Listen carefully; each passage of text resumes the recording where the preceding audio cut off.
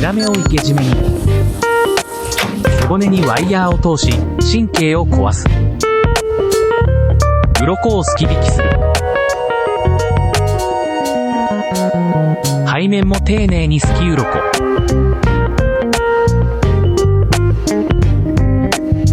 さらにかいてきれいにする。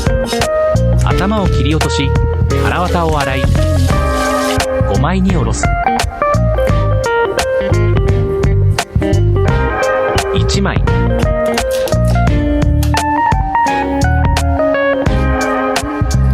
2枚、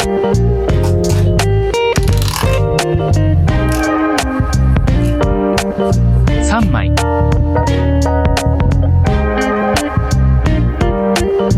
4、そして5枚。